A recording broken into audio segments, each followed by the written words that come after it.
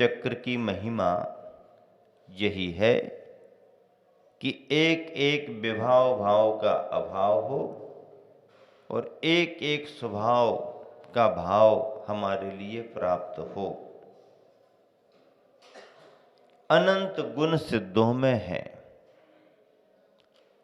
उन अनंत गुणों की अनंतता को पाने का भाव प्रत्येक भव्यात्मा में हुआ करता है। रत्नत्रय की साधना का यही श्रेष्ठतम पुरुषार्थ होता है कि वह अपने प्रत्येक आत्मगुण को शुद्ध करके उसका अनुभव कर सके। जिन्होंने शुद्धता का अनुभव किया है, जिन्होंने शुद्धता को प्राप्त किया है, उन्हें आदर्श मान करके, उन्हें माध्यम बना करके हम अपने आत्म गुणों की आराधना करते हैं। यही सिद्ध चक्र का भाव है, प्रयोजन है और इसे प्राप्त करना ही सिद्ध चक्र की महिमा है। विधान तो सभी कर लेते हैं, पर विधान से विधि विधान सभी के थोड़ी बदल पाते हैं। विधान करने मात्र से विधि विधान बदल जाए तो बहुत आसान रास्ता हो जाएगा। तो फिर विधान करने से विधि विधान नहीं बदलता, बदलता तो है, लेकिन पूरा बदलने में किसी को ज़्यादा समय लग सकता है, किसी को कम समय लग सकता है। आदिनाथ भगवान को केवल ज्ञान पाने में 1000 वर्ष लग गए। बाहुबली को केवल ज्ञान पाने में 1 बरस लग गया। भरत मुनि महाराज जी को केवल ज्ञान पाने में अंतर मुहूर्त ही लगा। अब इसको क्या कहें? भरत चक्रवर्ती ने मुनि दीक्षा ली और एक ही मुहूर्त में उनको केवल ज्ञान हो गया। दीक्षा लेने के साथ ही ध्यान किया और केवल ज्ञान हो गया। क्या बात है! भरत चक्रवर्ती की ऐसी स्थिति। बाहुबली को केवल ज्ञान पाने में 1 बरस लग गया। क्या कमी रही होगी? अब कमी की बात करें तो फिर आदिनाथ भगवान के लिए केवल ज्ञान पाने में 1000 वर्ष लग गए, तो उनकी और क्या कमी रही होगी? कमी उनकी तरफ से कुछ भी नहीं रही। 1000 वर्ष आदिनाथ भगवान के लिए, मुनिराज आदिनाथ को 1000 वर्ष केवल ज्ञान पाने में लगे। कमी उनकी तरफ से पुरुषार्थ में कुछ नहीं रही। कर्मों की स्थिति जिस तरह की होती है, कर्म उतना समय लेकर के कटते हैं। कर्म की स्थिति कमजोर अवस्था में आ गई तो जल्दी भी कट सकते हैं। कर्म की स्थिति अभी मजबूत है तो कर्म कटने में समय लगेगा। फिर कर्म कटने में समय नहीं लगता, कर्म को किसने कितने पुरुषार्थ से काटा है ये भी देखना पड़ता है। लकड़ी को काटने में कुल्हाड़ी माध्यम बनती है, पर कोई धीरे धीरे काटे तो लकड़ी ज्यादा समय लेगी, और कोई जोरदार तरीके से प्रहार करे तो 1 ही 2 बार में भी काम बन सकता है। कुछ ऐसा परिणामों का पुरुषार्थ होता है कि उन्हीं घातीय कर्मों को काटने में आदिनाथ मुनिराज के लिए ध्यान करते करते 1000 वर्ष लग गए। तो 1000 वर्ष तक वो ध्यान में बैठे रहे, ऐसा नहीं मानना। 1000 वर्ष तक वो सामायिक में बैठे रहे, ध्यान में बैठे रहे, ऐसे नहीं। मुनि अवस्था का पूरा काल उनका, उसमें आहार विहार सभी सम्मिलित हैं।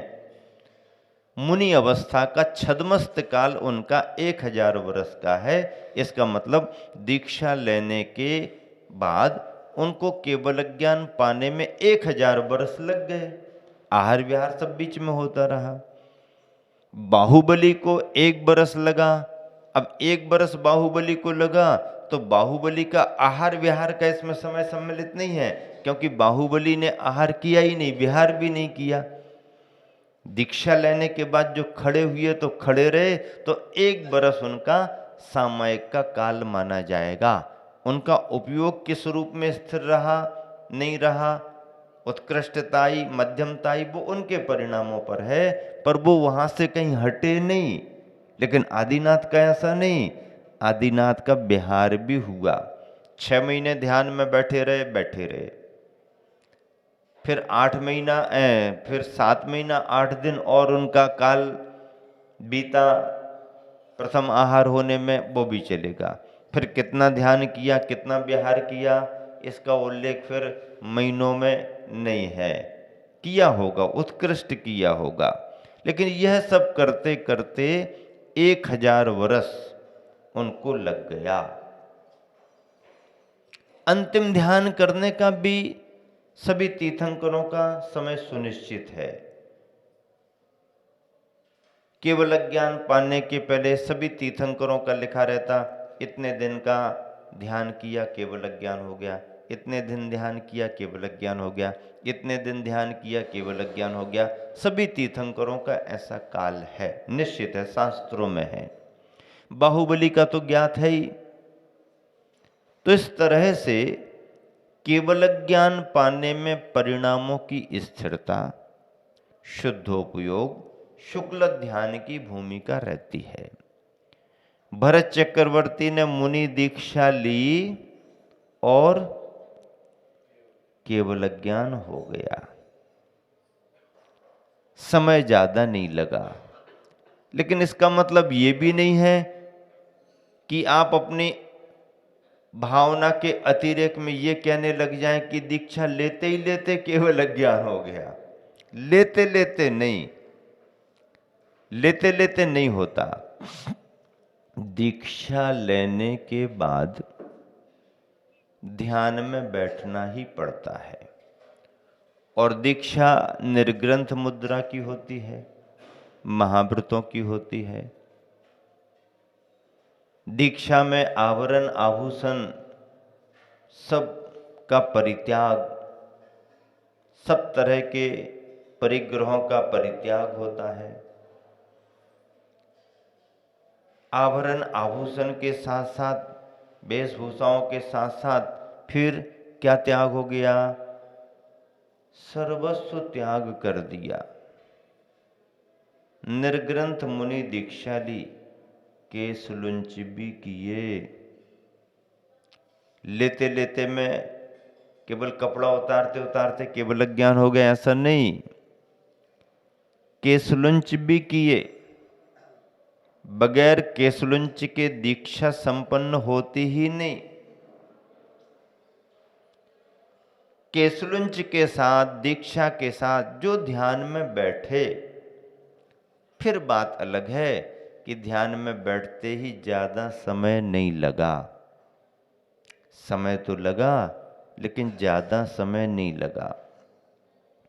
शास्त्र का सिद्धांत ये है, चाहे तीर्थंकर हो, चाहे चक्रवर्ती हो, चाहे बलभद्र हो, चाहे कामदेव हो, चाहे सामान्य मुनि हो, सिद्धांत ये कहता है कि मुनि दीक्षा लेने के साथ जब तक 1000 बार 1000 बार छठे सातवें गुणस्थान का अनुभव न हो जाए, तब तक किसी को केवल ज्ञान नहीं होता।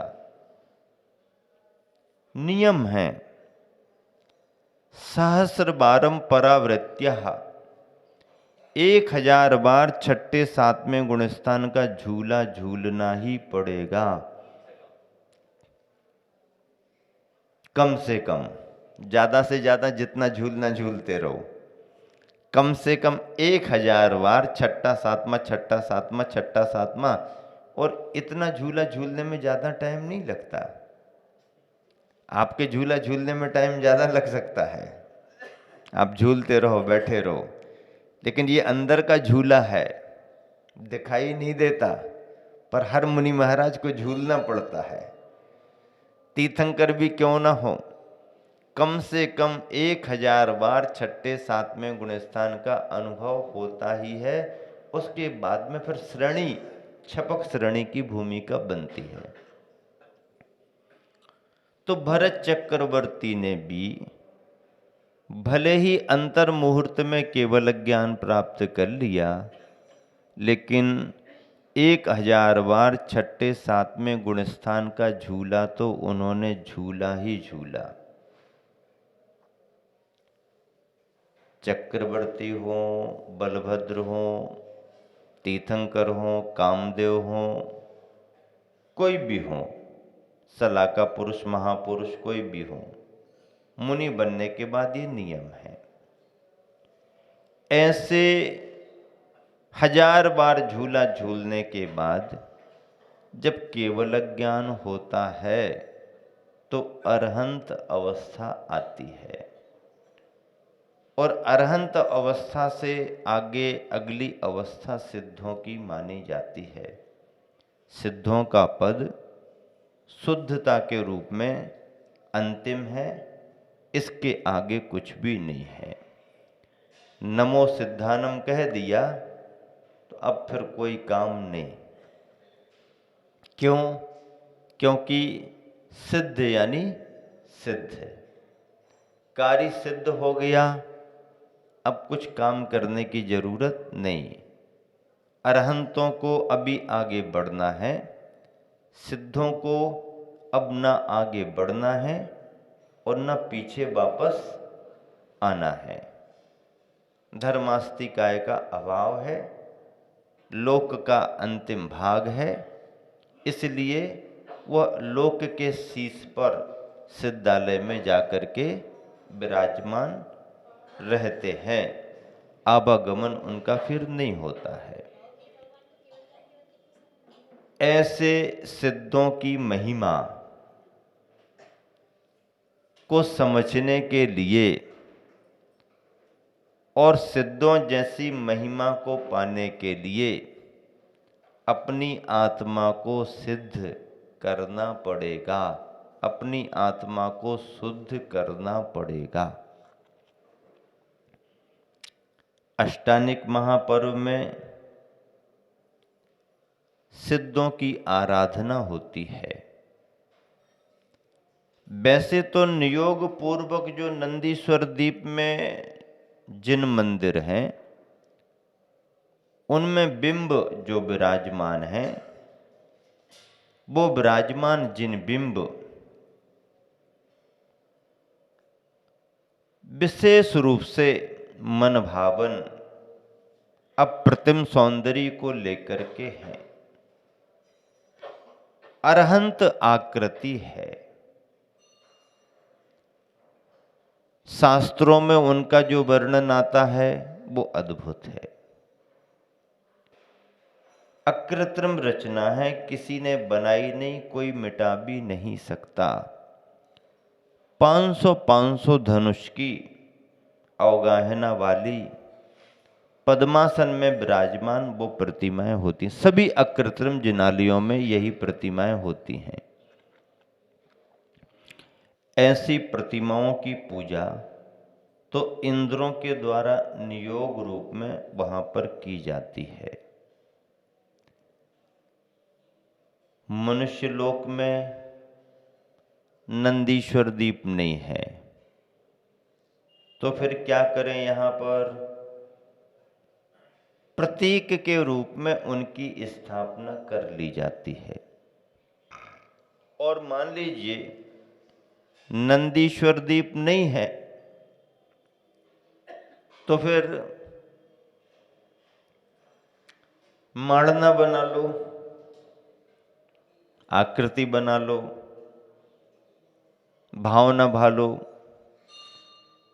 उन अकृत्रिम जिन बिंबों का स्मरण करके यहाँ पर मनुष्य जन पूजा करते हैं और उनके द्वारा वह नंदीश्वर द्वीप की पूजा मान ली जाती है।